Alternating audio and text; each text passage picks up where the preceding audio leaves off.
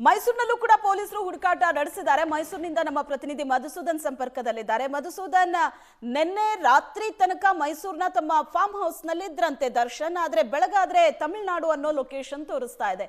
So ಸದ್ಯಕ್ಕೆ ಮೈಸೂರಿನ ಅವರ ಫಾರ್ಮ್ ಹೌಸ್ ಮತ್ತು ಅವರ ತಾಯಿ ಉಳ್ಕೊಂಡಿರುವಂತ ಮನೆ ಎರಡೂ ಕಡೆ ಸರ್ಚ್ ಮಾಡ್ತಿದ್ದಾರಾ?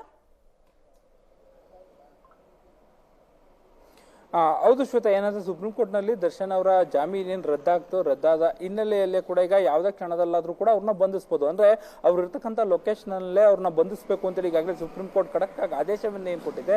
ಹಾಗಾಗಿ ಅವ್ರು ಎಲ್ಲೆಲ್ಲಿ ಉಳ್ಕೊಳ್ತಾ ಇದ್ರು ಅಲ್ಲೆಲ್ಲ ಕಡೆ ಕೂಡ ಪೊಲೀಸರು ಸರ್ಚ್ ಮಾಡುವಂಥ ಕೆಲಸವನ್ನು ಮಾಡ್ತಿದ್ದಾರೆ. ನಾನೀಗ ಇರ್ತಕ್ಕಂಥದ್ದು ಮೈಸೂರಿನ ಸಿದ್ಧಾರ್ಥ ಲೇಔಟ್ನಲ್ಲಿರ್ತಕ್ಕಂಥ ಅವರ ಮೂಲ ನಿವಾಸ ಇದು. ಅಂದರೆ ಅವರ ತಂದೆಯವರು ಇದ್ದಂಥ ಸಂದರ್ಭದಲ್ಲಿ ಕಟ್ಟಿಸಿರ್ತಕ್ಕಂಥ ನಿವಾಸ. ಈ ಒಂದು ನಿವಾಸದಲ್ಲಿ ಅವರ ತಾಯಿ ಈಗಲೂ ಕೂಡ ವಾಸವಿರ್ತಾರೆ. ಮೈಸೂರಿಗೆ ದರ್ಶನ್ ಅವರು ಬರುವಂತ ಸಂದರ್ಭದಲ್ಲಿ ಈ ಮನೆಗೆ ಬರುವಂತದ್ದು ಕೂಡ ಜಾಸ್ತಿ ಇರ್ತಾ ಇತ್ತು. ಯಾಕಂತ ಹೇಳಿದ್ರೆ ಅವರು ಖಾಸಗಿ ಹೋಟೆಲ್ನಲ್ಲಿ ಉಳ್ಕೊಳ್ತಾ ಇದ್ರು. ಅದೇ ರೀತಿಯಾಗಿ ಇಲ್ಲಿಂದ ಸುಮಾರು 20 ಕಿಲೋಮೀಟರ್ ದೂರದಲ್ಲಿರ್ತಕ್ಕಂತಹ ಅವರ ಫಾರ್ಮ್ ಹೌಸ್ ಏನಿದೆ, ಆ ಫಾರ್ಮ್ ಹೌಸ್ ನಲ್ಲೂ ಕೂಡ ಜಾಸ್ತಿ ಉಳ್ಕೊಳ್ತಾ ಇದ್ರು. ನೀವು ಗಮನಿಸಬಹುದು, ಈ ರೇಣುಕಾ ಸ್ವಾಮಿಯ ಪ್ರಕರಣ ಏನಿದೆ, ಈ ಒಂದು ಪ್ರಕರಣದಲ್ಲಿ ದರ್ಶನ್ ಅವರು ಬಂಧನವಾಗಿದ್ದಂಥದ್ದು ಕೂಡ ಮೈಸೂರಿನಲ್ಲಿ ಖಾಸಗಿ ಹೋಟೆಲ್ನಲ್ಲಿ ಇದ್ದಂತಹ ಸಂದರ್ಭದಲ್ಲಿ ಅವ್ರನ್ನ ಬಂಧಿಸಿದ್ರು. ಹಾಗಾಗಿಯೇ ಕೂಡ ಜೊತೆಗೆ ಈ ಒಂದು ಪ್ರಕರಣದ ಹಿನ್ನೆಲೆಯಲ್ಲಿ ನಿನ್ನೆ ದರ್ಶನ್ ಅವರು ಫಾರ್ಮ್ ಹೌಸ್ ನಲ್ಲಿ ಉಳ್ಕೊಂಡಿದ್ರು ಅನ್ನೋ ಒಂದು ಮಾಹಿತಿ ಕೂಡ ಲಭ್ಯ ಆಗ್ತಾ ಇರತಕ್ಕಂಥದ್ದು. ನಿನ್ನೆ ಇಡೀ ದಿನ ಫಾರ್ಮ್ ಹೌಸ್ ನಲ್ಲಿ ಇದ್ದಂಥವ್ರು ರಾತ್ರಿ ಫಾರ್ಮ್ ಹೌಸ್ ನಿಂದ ಆಚೆ ಹೋಗಿದ್ದಾರೆ ಅನ್ನೋ ಒಂದು ಮಾಹಿತಿ ಸದ್ಯಕ್ಕೆ ಲಭ್ಯ ಆಗ್ತಾ ಇದೆ.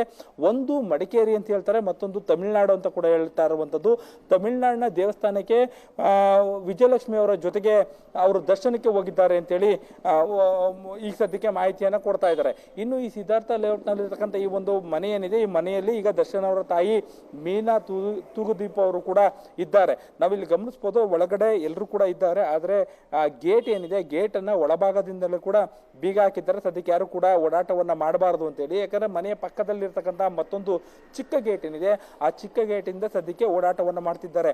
ಯಾವ ಕ್ಷಣದಲ್ಲಾದ್ರೂ ದರ್ಶನ್ ಅವರು ಕಡೆ ಕ್ಷಣದಲ್ಲಿ ಏನಾದ್ರು ಈ ಮನೆಗೆ ಬರಬಹುದು, ಅಥವಾ ನಿನ್ನೆ ಏನ್ ಫಾರ್ಮ್ ಹೌಸ್ ಅಲ್ಲಿ ಇದ್ದಂತವ್ರು ಈ ಮನೆಗೆ ಏನಾದ್ರು ಬರುವಂತ ಸಾಧ್ಯತೆಗಳಿದೆಯಾ ಅನ್ನೋ ಒಂದು ಕಾರಣಕ್ಕಾಗಿ ನಜರ್ಬಾದ್ ಠಾಣೆಯ ಪೊಲೀಸರು ಈಗಾಗಲೇ ಕೂಡ 2 ಬಾರಿ ಬೀಟನ್ನ ಹಾಕಿರ್ತಕ್ಕಂಥದ್ದು. ನಿರಂತರವಾಗಿ ಅವ್ರನ್ನ ಹುಡುಕಾಟ ಮಾಡುವಂತ ಕೆಲಸವನ್ನ ಕೂಡ ಇಲ್ಲಿ ಮಾಡ್ತಾ ಇದ್ದಾರೆ. ಸದ್ಯಕ್ಕೆ ಅವರ ಮನೆ ಏನಿದೆ, ಆ ಮನೆಯಲ್ಲಿ ನೀರವಮಾನ ಇರ್ತಕ್ಕಂಥದ್ದು, ತಾಯಿ ಒಳಗಡೆ ಇದ್ದಾರೆ.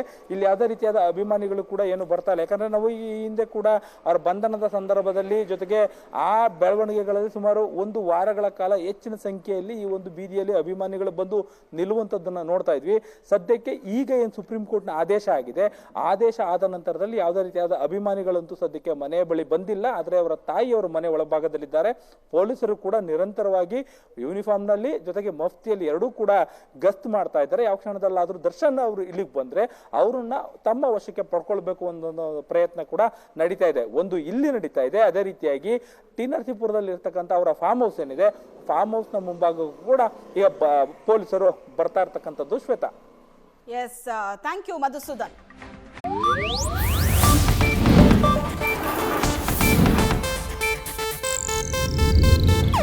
ಇದು ಏಷ್ಯಾನೆಟ್ ನ್ಯೂಸ್ ನೆಟ್ವರ್ಕ್ ಪ್ರಸ್ತುತಿ.